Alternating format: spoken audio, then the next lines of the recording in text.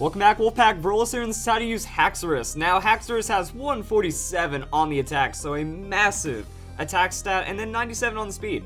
We don't really need to go much further. This Pokemon has pretty solid stats. At 97 speed, not the most insane, but this Pokemon gets Dragon Dance, so as long as we're staying in a decent speed range, it really doesn't matter what our speed is, because we're going to be boosting it, and then our attack is already going really insane as well. 60 on the special attack means we don't have that many wasted stats, and it also doesn't give us any kind of split. Like, are we going to have a chance of running this Pokemon special? No, we're not worrying about that. We're just going for high attack, high speed, and then we have okay on our defense. Like 76 hit points and 70 on special defense is pretty like normal for like low survivability, but 90 on defense means we might take that extra physical hit, and it won't directly knock us out, so that can be a good thing. Look at its typing, it's a pure dragon type Pokemon, so we are going to be weak against ice, dragon, and fairy, and we are going to have basic elemental resistances, fire, water, grass, and electric. Actually, not too many pure dragon type Pokemon, but it is good to see the stat breakdown. Hopping into Pokemon Showdown, Haxorus is ridiculously complex when you break down all of the little bits and pieces of its stats and what it can actually do, and all the advantages that it has and all the crazy things, and mostly because of Dragon Dance. When you're gaining this many stats, raises your attack and speed by 1, there's a lot of opportunity to get absurd amounts of offenses, great outspeeds, really good just damage and speed tiers, and everything that you have to consider, such as against Sylveon. Sylveon's a Pokemon that's naturally just going to body you because it's a fairy type Pokemon. Your stab dragon moves aren't going to be able to do anything to it, and it's going to have very, very easy one-shot potential right back at you. So this is where Haxorus starts to get interesting. It can carry that Focus Sash. So in a Sylveon matchup, you're not going to be able to one-hit KO it with one Dragon Dance. So you will have a 2-hit KO with Poison Jab. So Poison Jab, take the hit, survive on the Focus Sash, Poison Jab again, and that's going to kind of be it right there. But then there's all sorts of other things that could happen with Sylveon. Sylveon might just come in, predict you switching out, go for a Calm Mind, and if they go for the Calm Mind, then that means you get a free Poison Jab or something. So then you can Dragon Dance, then they offense, then you have Focus Sash, and now you have that free Dragon Dance while you're finishing off the KO. But this is also pretty bad because if you're stuck at 1 hit points, if they have any form of priority, they're just going to outspeed you anyways from that priority and knock you out. So that is something pretty serious to consider.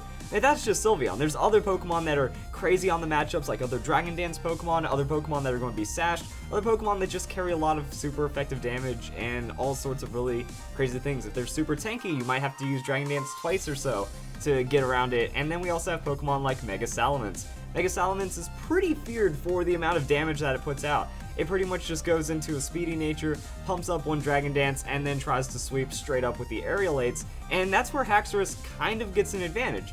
Because say Haxorus and Salamence are on the field at the same time, well, that Focus Sash is going to win you out no matter what. That if they go for straight damage, you get a Dragon Dance, then you outspeed and then KO. If he goes for a Dragon Dance, you go for a Dragon Dance, he hits you, Focus Sash procs, and then you get the Revenge KO with that +1 Dragon Claw, because that will KO even through Salamence's crazy defense, unless it has like ridiculous hit point defensive investment, but that's like tank. Now if we are playing standard, this is where Haxorus comes off as OP, that in the neutral game, it's going to be able to do so much more with these stats, that the 147 on the attack after Dragon Dance is going to be pretty absurd. And we can just pick up a Pokemon like Garchomp. I mean, it's pretty much Garchomp getting Dragon Dance, like the small amount of speed differences and the small amount of hit points and defenses and whatnot, but it has more attack. So I mean, you're going to be able to outspeed tons of Pokemon. You're also going to be able to outdamage them with just simple setup, and then you just get absurd sweeps from there. And we can also compare with a Pokemon like Dragonite. Dragonite is a bulky Pokemon with a lot of just crazy stats all over the place,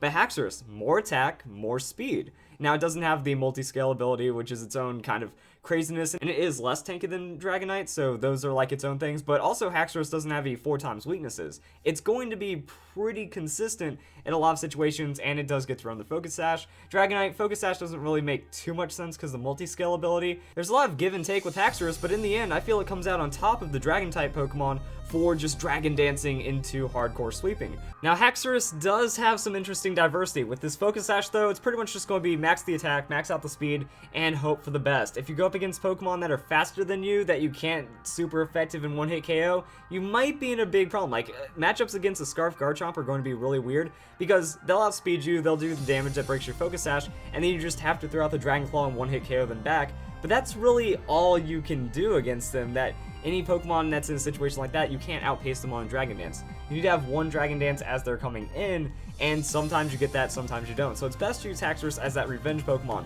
You bring it in that very, very favorable situation, or if you see your opponent doesn't have a lot of priority or direct threats, you can lead with it, hope for the best, and then, you know, if you get that free Dragon Dance, that free other Dragon Dance, then you just one-shot through your opponent's entire team, as long as they can't wear you down because you just have really good coverage overall. Now, next up, we do have Life Orb Haxorus. So this Haxorus is a bit more interesting, because the reason why we carry moves like Low Kick on this Haxorus is to outspeed Mega Kangaskhan and other very bulky normal type or steel rock type threats that can threaten teams. With the Haxorus, you just Low Kick him and it's gone, so that's going to be pretty solid. And with this set, we just run the Outrage instead. Outrage is going to be able to neutrally one-shot Kangaskhan with the Life Orb, Adamant, Investment, and one Dragon Dance.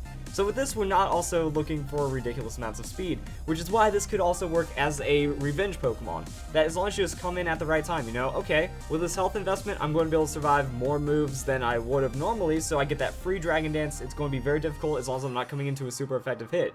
If you use Haxorus as a revenge Pokemon, you get to control that. Alright, they knocked out my Grass-type Pokemon Fire, Haxorus is meant for this. Or if you feel their choice item, then you can really just take up that damage.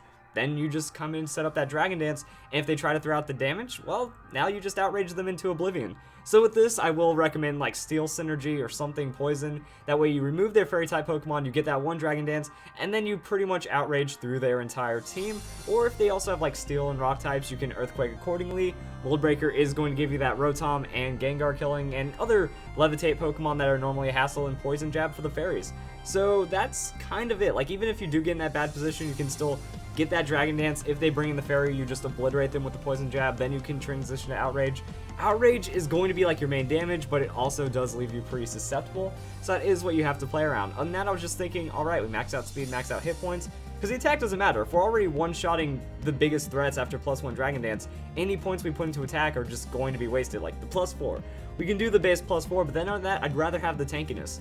Now, this is where we also start getting into some weird situations, because again, we're getting threatened by a lot of outspeeds in this situation from other very speedy Pokemon, or we can just kind of understand, alright, if we remove their Scarf Pokemon, if we just kind of play around it like that, or if their Scarf Pokemon doesn't have enough damage on us, then we win anyways. So you have to be aware of what you're doing in these situations, but then Haxorus can be a very rewarding Pokemon. Now, one more thing about Haxorus that you can maybe throw on the Focus Sash set or something like that is that it does get Counter. So Counter is going to be an interesting move on Haxorus because it gets it. If you're hit by a physical attack, returns double damage. So Sash counters are something that are really interesting, and it might be able to cause you to win a game. So say you Dragon Dance, you get that setup going, and then they bring in something that you can't one-shot, but can one-shot you back. Then you use the counter. As long as it's physical, you throw out the counter, you get the one-shot, and now if you're holding onto your Dragon Dance still, like say you led with Haxorus, they went for setup, they did something, you got a free turn somehow. Free turns will happen from time to time. You force a switch with Haxorus, they just don't want to like worry about you setting up, and then you still set up a little more anyways. There's a lot of opportunities where you can still find the counter, get a KO from there, and then get damage off of the Dragon Dance once you set it up. So not as easy of a Pokemon, but once you get it going, it can steamroll pretty hard. So if you guys enjoyed the video, that's how I use Haxorus, and I hope you all have a nice day. Thank you for watching.